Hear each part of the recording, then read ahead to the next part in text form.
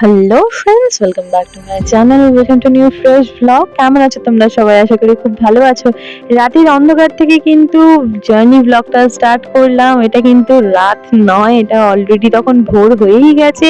ট্রেনে উঠে পড়েছি। গন্তব্যস্থল কোথায় সেটা কিন্তু থাম্বনেল দেখে তোমরা হয়তো বুঝতেই পেরে গেছো। আমরা আলিপুরদুয়ার জাংশন থেকে একদম 5:15 যে ইন্টারসিটি এক্সপ্রেস টু শিলিগুড়ি সেটাতে উঠে পড়েছিলাম। এখানে আমরা মোটামুটি 10:30টার দিকে পৌঁছে গেছি। এখানে ঠিক জাংশন স্টেশন বেরিয়েই একটা খুব কিউট দেখতে, হাতের ডান দিকে দেখবে রেলের কামরার ভিতরে আজকাল যে নতুন রেস্টুরেন্ট হয়েছে সেটাতে ঢুকে পড়েছি। খুব খিদে পেয়ে গেছিল, বিকজ আমরা ঘর থেকে মোটামুটি ওই 3:30-4টের দিকে বেরিয়েছিলাম। কিছু খাওয়া সেভাবে হয়নি ট্রেনে। এখানে আমি আমার ফেভারিট ব্রেকফাস্ট, যেটা হলো সাউথ ইন্ডিয়ান দোসা, মশলা দোসা নিয়ে বসে পড়েছি। সো একটু খেয়ে নিতে হবে, বিকজ সামনে আরো বেশ ঘন্টা চারেকের জার্নি আছে।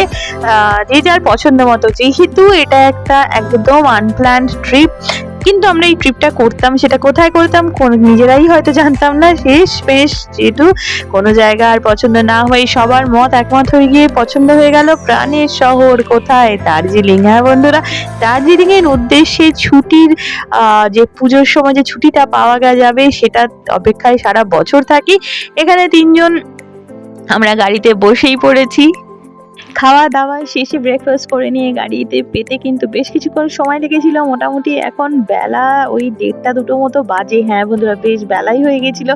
গাড়ির ওই নেপালিদের কিছু পরব বা উৎসব থাকার কারণে গাড়ি একটু সংখ্যায় কম ছিল, সেই জন্য গাড়িটা পেতে বেশ প্রবলেম হয়েছিল। যাই হোক, শেষ বেশ মানে যা শেষ হয় তার সব ভালো, ওরকম একটা ব্যাপার করে টোরে নিয়ে আমরা বেরিয়ে পড়লাম। দেখো, যাবো যেখানেই, তাই না, কিন্তু তার যে রাস্তাটা, তার যে জার্নিটা, সেটাই কিন্তু সবচেয়ে অপেক্ষা করার বিষয় হয়ে থাকে। সেটাই তো আনন্দ উপভোগ করার মেন জিনিস, তাই না? এখানে আমরা রোহিণী সেই বাইপাসে চলে এসে খানিকক্ষণ গাড়িটা দাঁড় করালো ড্রাইভার দাদা। আর পাহাড়টা অলরেডি দেখা যাচ্ছিল, একটু বিকেল সন্ধ্যা হয়ে আসছিল এবং মেঘলা ওয়েদারটা থাকার কারণে অপূর্ব লাগছিল। দার্জিলিং বোধহয় 112 যদি যাই তবুও যেন সম্পূর্ণ নতুন মনে হয় প্রতিবার। পাশে চা বাগান, এত সুন্দর একটা ওয়েদার এবং একটু বৃষ্টি বৃষ্টি সামান্য শুরু হয়েছিল। দেখতেই পাচ্ছ সামনে পাহাড়। ওফ, মনটা ভালো হয়ে যাচ্ছিল জানো তো। নতুন করে সারা দিনের এত ধকলের ক্লান্তি যেন উবে চলে যাচ্ছিল কোথায়। পাহাড়ের গা দিয়ে মেঘগুলো সরে সরে যাচ্ছিল। দিনের বেলা দার্জিলিং যাওয়ার রাস্তার সৌন্দর্য তো অপূর্ব বটে, তবে রাত্রিবেলা হয়ে গেলে অথবা সন্ধ্যের পর তোমরা কার্শিয়াং শহর দেখতে পাচ্ছ, এখানে আলোটা, তার মাধুর্য একটা অন্যই লেভেলের জানো তো। মনটা ভালো হয়ে যায়। আমরা মোটামুটি ওই 7:30টার দিকে দার্জিলিং পৌঁছেছিলাম। এই দেখো, দার্জিলিং এ পৌঁছে হোটেলে চেক ইন করে পরের দিন সকালে ফ্রেশ হয়ে জাস্ট ব্রেকফাস্ট করে নিয়ে হোটেল রুমের জানলাটা খুলে দেখছিলাম যে কি সুন্দর লাগছিল। রোদ পড়ছিল, পাশে পাহাড়। আর আমরা কিন্তু মল রোডে সেন্ট্রাল হেরিটেজ যে বুটিক হোটেল আছে তারই ঠিক অপোজিটে, তাদেরই গ্রুপে, সেন্ট্রাল হেরিটেজ গ্রুপেরই ওদের নতুন 4তলা একটা নতুন হোটেল বিল্ডিং হয়েছে, ওখানে মাউন্টেন ভিউ ডিলাক্স রুমে ছিলাম। এটা হলো মল রোড।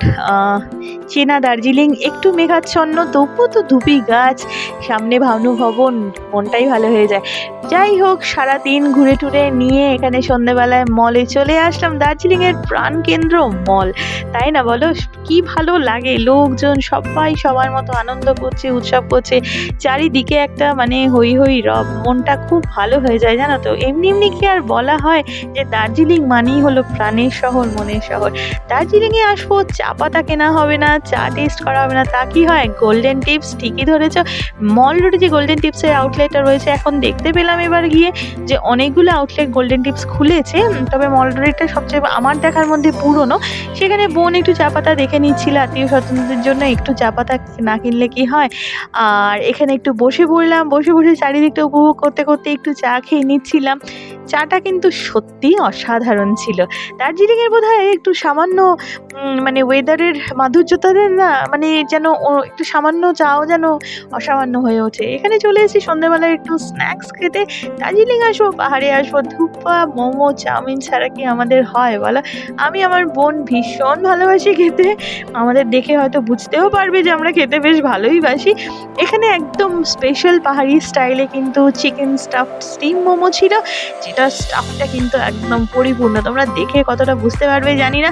সাথে কিন্তু ওখানকার স্পেশাল লঙ্কা আর টমেটোর আর বাদামের চাটনি দুটো সহযোগী কিন্তু জমে পুরো ক্ষীর হয়ে গেছিল, খুব ভালো ছিল। বুনু এখানে একটা ননভেজ প্ল্যাটার ট্রাই করতে চাইলো, এটা মোটামুটি 450 রুপিস প্রাইস নিয়েছিল। এখানে মিক্সড ফ্রাইড রাইস ছিল, দুটো ফ্রাইড মোমো, একটু লিফি ভেজিটেবলস, একটু গাজরের স্যালাড, সাথে চিলি চিকেন ড্রাই, আর এখানে গ্লাস নুডলস চিলি, মানে অ্যাকচুয়ালি চিকেন দেওয়া ছিল সেই নুডলসটাতে। এটা কিন্তু অসাধারণ একটা ফ্লেভারফুল প্ল্যাটার, তোমরা কিন্তু অবশ্যই ট্রাই করতে পারো দার্জিলিংয়ে গিয়ে। এইটা কিন্তু দার্জিলিংয়ের টয় ট্রেন, দেখতে পাচ্ছ মাকে কিন্তু একটা দুর্দান্ত সারপ্রাইজ দিয়ে ফেলেছি।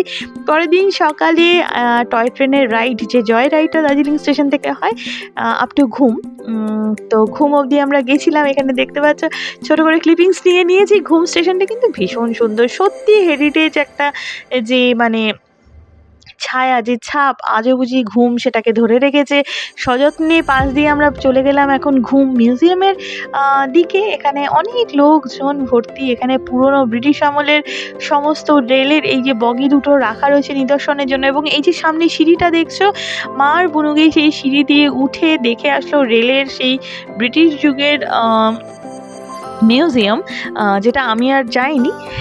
এনিওয়ে তোমাদের জন্য এখানেই ভিডিওটা আমি কন্টিনিউ করছিলাম যে কি হিস্ট্রি রয়েছে হিমালয়ান রেলসের। আর আমার না একটা অদ্ভুত মজা লাগলো দেখে, দেখাচ্ছি দেখো এই যে জানলা দুটো, কি কিউট না? মানে কজন আমার সাথে সহমত তোমরা বলো। ঘুম স্টেশনের যে জানলা দুটো, রিজার্ভেশন যে কাউন্টারটা, সত্যি এই জানলাগুলো ভীষণ কিউট, তাই একটু ক্লিপিংস দিয়ে দিলাম। এখানে বেশ কিছু কিউরিও শপ রয়েছে যেখানে চা, cold drinks, ice cream. Darjeeling ice cream কি ইন্টারেস্টিং না? এনিওয়ে আমি ট্রাই করিনি, আমার নজর দার্জিলিংয়ে আসলে সবসময় এক কাপ তাজা ফ্রেশ করে দেওয়া দার্জিলিং টি এর দিকেই থাকে। আর এখানে ফুড ট্র্যাক যে দোকানটা রয়েছে, এখানে বেশ কিছু স্যান্ডউইচ বা যে কোনো রকম মোমো, থুপ্পা, প্লাস এখানে পপকর্ন, এখানে ম্যাগি, ওয়াটার বটল সব কিছুই পাওয়া যাচ্ছিল। স্টেশনটা সব মিলিয়ে সত্যিই একটা ঐতিহ্য বহন করে আজও চলছে। ইতিহাস যেন এখানে এসে, সময়টা যেন এসে থমকে গেছে। সেদিনে ঘোরাটোরার পরেই সন্ধ্যেবেলায় এসে আমাদের খুব ভালো লেগেছিল এই থুপ্পার যে বোলটা আমরা ট্রাই করেছিলাম। এটা ভেজ থুপ্পা ছিল, সেখানে নুডলস ছিল, সাথে একটু সটেড মাশরুম ছিল, পাশে রেড বেল পেপার্স ছিল। এটা কিন্তু একটা খুব কিউট, মানে একটা দেখতে যেমন কিউট তেমন কিন্তু খুব সুন্দর খেতে ছিল।